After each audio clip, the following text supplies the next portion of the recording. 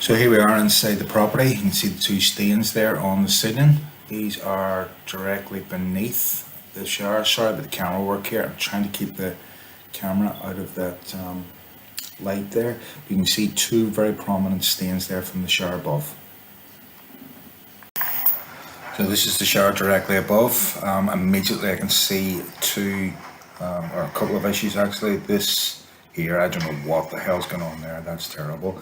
But this tray looks as though it's actually dropped. You can see the black mold there and behind the actual silicone. That tells us that water's got behind there at some point.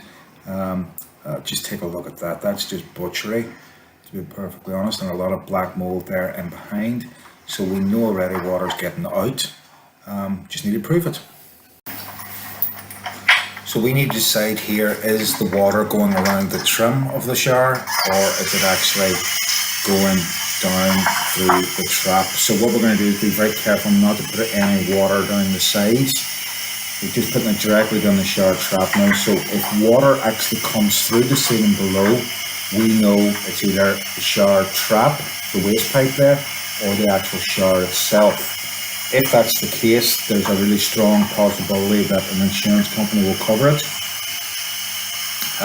Insurance companies don't tend to cover leaking shower seals, so that would make it easier. This is why it's really important we identify what the problem exactly is. So I'm really giving this a good soaking here. Now we've been putting water down this trap for about 5 minutes now, and if there's no water in the ceiling beneath, we can sleep sound and rest assured that it's clear down below. So no water came through the ceiling, so what we're going to do now is give it a good soaking around the actual edge of the shower, and again check the ceiling beneath.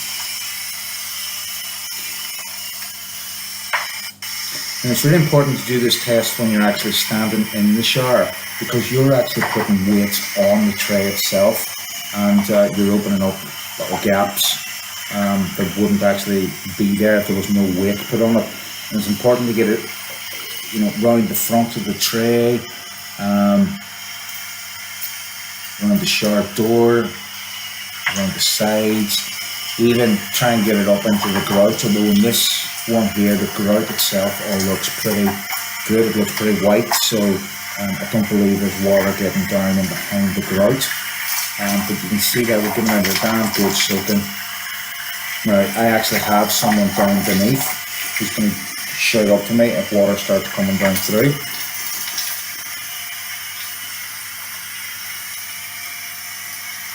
If water comes down through now, we know that it's the actual shower seal itself, maybe around the door itself or the tray.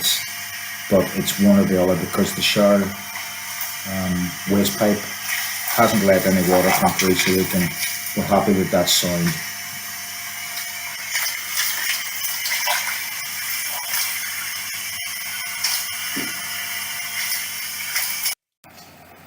So my assistant has called me and told me the water's now starting to drip through the ceiling. There you can see the drips coming through pretty rapidly.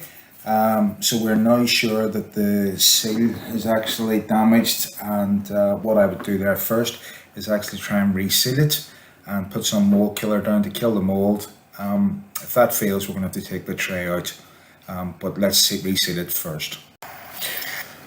So hopefully you understand the importance of trying to work things out for yourself, and this simple little trick will help you diagnose what your problem is. So maybe you can actually even go and try and repair the issue yourself and save you a couple of pounds and not have to get a plumber out.